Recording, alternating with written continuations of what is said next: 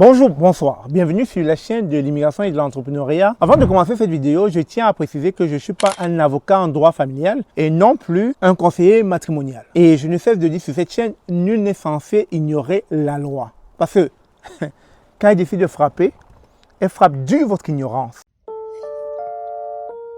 Bonjour, bonsoir, bienvenue sur la chaîne de l'immigration et de l'entrepreneuriat. Vous savez, on n'a pas le temps. Et du fait qu'on n'ait pas le temps, on est obligé parfois de prendre notre thé à l'intérieur de notre voiture, tellement il faut aller vite. Ici, ça court. Et vous savez, le temps, c'est l'argent en Amérique du Nord.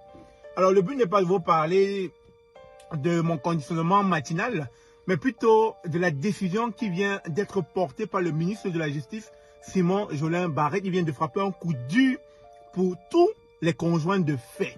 À partir du 30 juin 2025, tous ceux qui auront un enfant en union libre, qui vont soi-disant s'appeler conjoints de fait, vont passer à un autre régime, l'union parentale. Pourquoi? Tout simplement, on s'est rendu compte qu'il y avait trop de bons jours là-dehors et quand les gens se séparaient, en général, l'autre, c'est pas, le maillon faible du couple, ça pouvait être la femme ou l'homme, financièrement, perdait tout. Et donc, ils ont rétabli cela, ils ont tout fait pour mettre en œuvre le projet de loi 56, permettant à ce que lorsque vous aurez un enfant à partir du 30 juin 2025, si jamais un monsieur a gagné plus d'argent que vous et que vous décidez de vous séparer, vous serez assujetti par les obligations et les droits découlant d'une union officielle. Je ne sais pas si vous avez compris, on en parle très bientôt.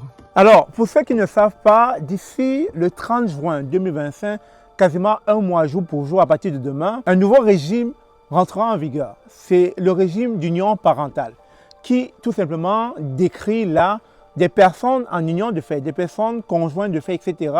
qui, après le 30 juin 2025, à la naissance d'un nouveau-né, seront assujettis à ce régime-là, c'est-à-dire auront les mêmes contraintes que les personnes mariées. Et je fais comme cela allusion aux séparations. Et d'ailleurs, vous avez souvent entendu cette phrase, qui veut la paix prépare la guerre. Mais malheureusement ou heureusement, selon le contexte qui s'applique à vous, d'où l'on vient, on n'a pas ce mot dans notre vocabulaire, séparation. Dans nos cultures, on n'entend pas parler de séparation. Donc quand on va en mariage, c'est pour y rester, c'est pas pour se séparer. Ce qui d'ailleurs nous met très souvent dans des très gros pétrins lorsqu'on décide d'aller vivre en Occident. Parce que la plupart d'entre nous, quand on décide de venir vivre ici en tant que célibataire et de venir nous installer dans cette partie du monde et qu'on rencontre notre destinée, celle qui va devenir notre femme, on ne pense pas à la séparation. On ne pense pas à cette contrainte qui vient avec le mariage. Parce que qui dit mariage, on devrait penser séparation. Malheureusement, ça ne fait pas partie de nos codes. On ne pense pas séparation.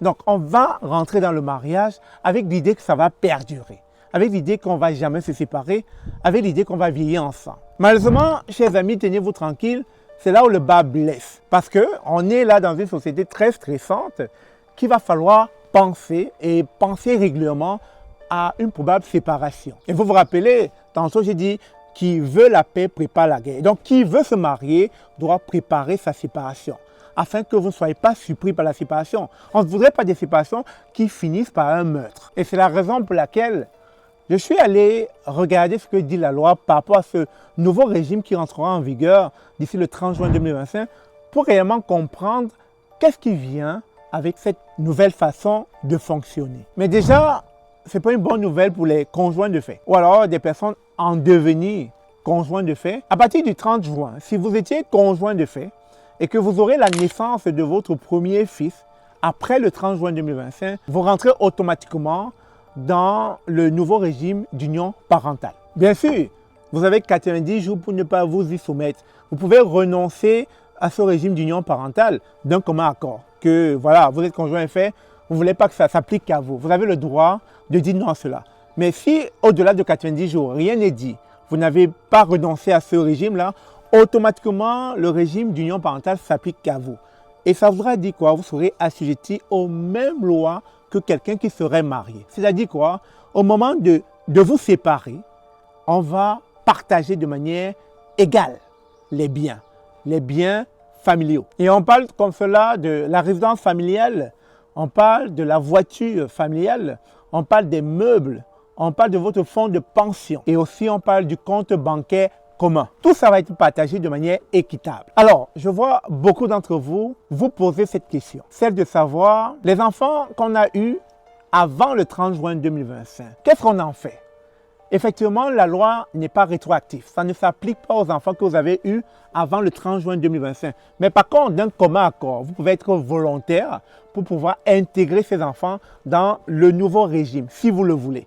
Mais ce n'est pas obligatoire. Mais par contre, les enfants qui seront nés après le 30 juin 2025 seront obligatoirement assujettis au régime d'union parentale si, passé 90 jours, vous n'avez pas renoncé à cela. Et aussi, une autre question que vous pouvez vous poser, celle de savoir, nous sommes conjoints de fait. J'ai acheté la maison à mon nom. Est-ce que, bien que le régime d'union parentale va nous assujettir aux mêmes lois que les lois du mariage lors de la séparation, est-ce que ça voudra dire que le bien qui est à mon nom, au moment de la séparation, madame va en bénéficier? Si ce bien a servi à la famille, il sera partagé de manière équitable. Mais par contre, vu que le bien est à votre nom et que vous êtes assujetti maintenant au régime d'union parentale, si la garde exclusive revient à madame et que le bien est à votre nom, elle a le droit de demeurer temporairement dans la résidence familiale, même si elle n'en est pas propriétaire. De plus, le propriétaire n'a pas le droit de vendre, d'hypothéquer ou de louer la résidence sans le consentement de l'autre partenaire. Et pour finir, il y a la prestation compensatoire. Lors de la séparation de cette union parentale du nouveau régime, l'autre parent qui a contribué à l'enrichissement du patrimoine de l'autre parent a la possibilité de réclamer son dû, sa part. Un exemple d'ailleurs, vous étiez conjoint de fait. Vous avez eu un enfant après le 30 juin 2025. Vous étiez en couple depuis 5 ans. Vous n'aviez pas d'enfant. Vous étiez conjoint de fait, etc. Vous pourriez vous séparer à tout moment, sans contrainte légale. Mais après le 30 juin 2025, vous avez eu un enfant et vous avez décidé d'être assujetti au régime d'union parentale. 2 ans plus tard, vous décidez de vous séparer. L'enfant a à peu près 1 an et demi, etc. Et pendant les 1 an et demi, maman est restée à la maison s'occuper de l'enfant pendant que le papa, dans son activité professionnelle, faisait beaucoup d'argent. Et bien sûr, lors de la séparation, maman a le droit, a la possibilité de réclamer sa prestation compensatoire parce qu'elle a contribué largement pendant 1 an et demi à ce que monsieur s'enrichisse. Vous comprenez donc qu'au vu de la loi, tous ces petits voyous, toutes ces personnes qui n'avaient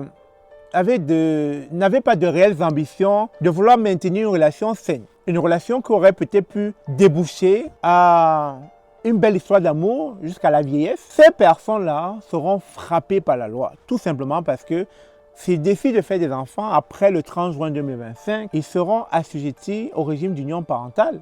Et donc, si un jour, il leur passait à l'esprit de vouloir quitter la femme, et ça peut être vice-versa, ou peut-être la femme qui veut se jouer de l'homme, bien sûr, vous serez assujettis aux mêmes lois que la loi du mariage. C'est-à-dire, il n'y aura personne pour frapper personne. Car je ne cesse de dire sur cette chaîne, la loi c'est la loi et nul n'est censé ignorer la loi. C'est ça, on se dit à très bientôt. Merci d'avoir suivi la vidéo. Partagez pour que ça puisse sensibiliser d'autres personnes qui sont ignorantes de la loi. À très bientôt, je vous aime.